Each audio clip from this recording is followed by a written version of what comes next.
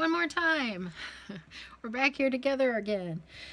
Let's work through a couple things in our workbook. If you will turn to page 71, let's look at assignment 6.2 and let's look at the first problem under 6.2. That's on page 71 in your workbook. Okay, so here's what we've got. Let's see here. Sorry, trying to steady that phone. Problem 1 talks about Mr. Doolittle. He has Medicare Parts A and B coverage. He was well during the entire past year, but then he's rushed to the hospital. He gets an emergency gastric resection. Ew, how unpleasant. The hospital bills Medicare under Part A coverage, and under Part B coverage, the physician's going to bill $450 for his surgical services. He probably, realistically, he probably bills more than that, but okay, we'll take $450. The doctor agrees to accept assignment, and the patient has not met any of his deductible for 2017, which is $183. So you complete the following statements by putting in the correct amounts. The original bill, Medicare allows $400, and Medicare's payment is, if you go back there, what is Medicare allowing? $400. Okay, so Medicare allows $400.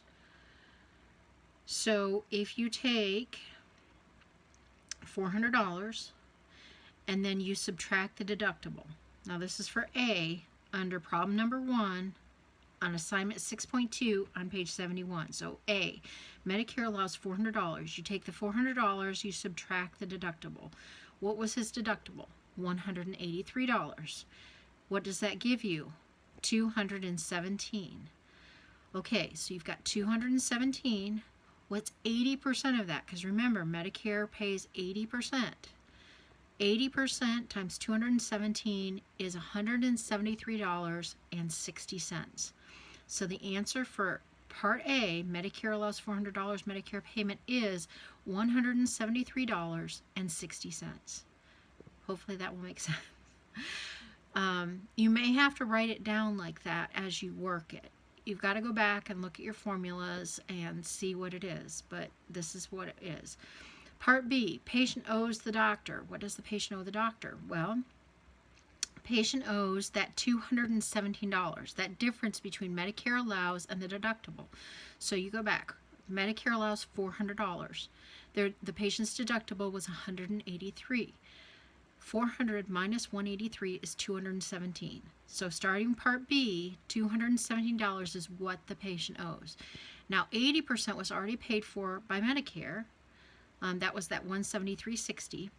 So what's 20% times 217? It's going to be $43.40. Okay, so $43.40. Now remember, the patient still has to pay the deductible too. So if you add the deductible of $183 to that $43.40, you get $226.40. So $226.40 is the answer to B. Does that make sense? I hope it does. If not, we will go over, for sure, no matter what, we will go over all these in class because these are complicated and they are challenging. And if you don't get them right, don't worry about it. We will work through them together until we're confident that we know what we're doing. So just do your best. I'm going to give you this example, and I'm going to give you one other when we finish this problem. And from there, hopefully that will help you get all the ones in between done. All right?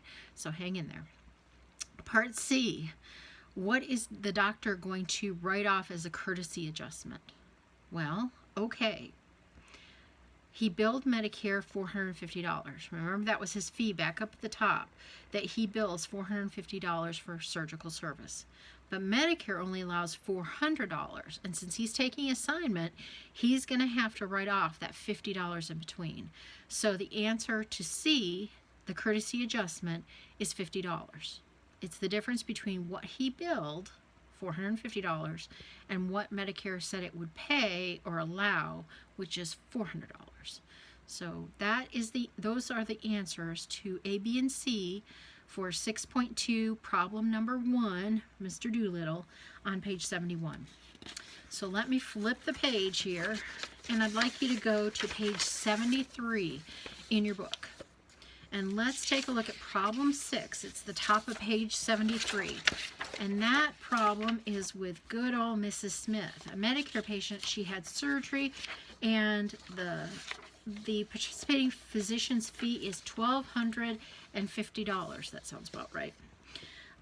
Patient is working part-time, and her employer group health plan, which is her primary insurance, because remember, if somebody's working with Medicare, if they're working and they're under group insurance, that group insurance is primary and Medicare becomes a secondary payer, that MSP, Medicare secondary payer.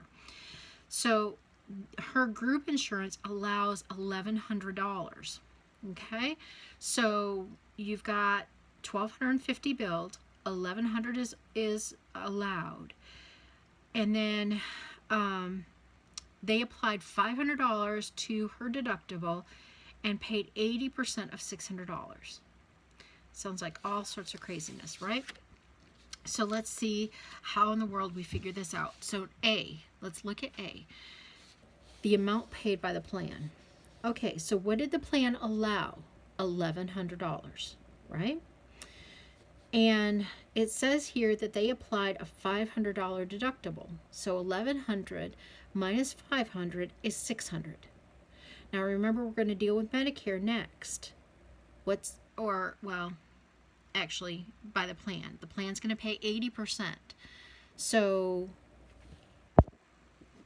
the plan will pay 80%. So what's 80% times 600?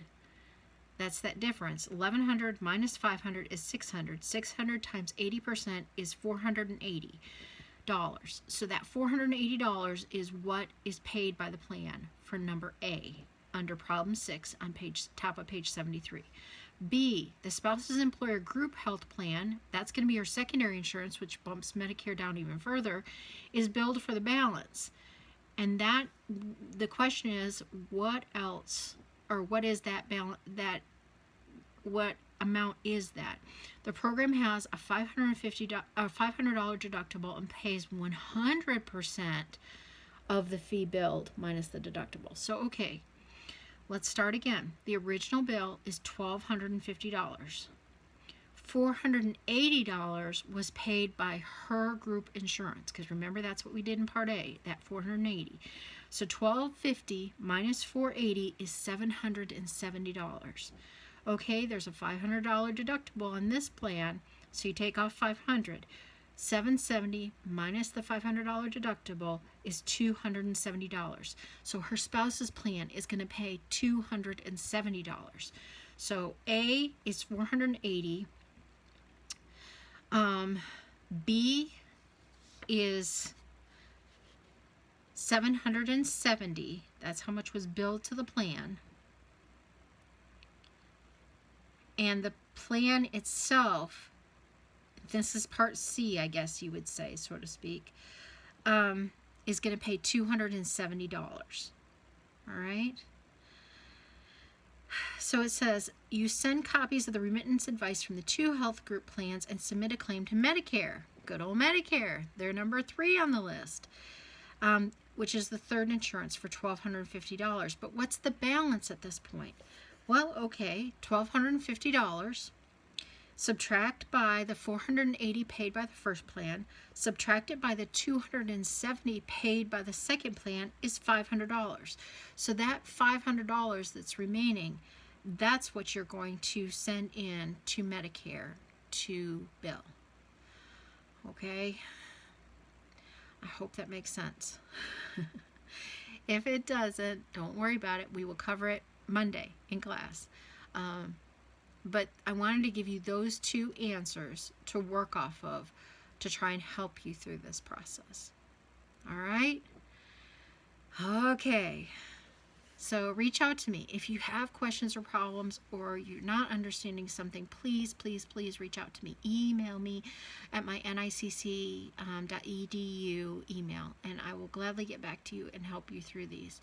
And I hate to say it, but it's going to get a little more complex as we keep going, because in a couple of weeks we're going to start CPT coding and ICD-10 coding. And if you think this is complicated, we'll have fun with that. So hang in there, stay warm, stay safe. Miss you guys. I look forward to seeing you on Monday. And take care.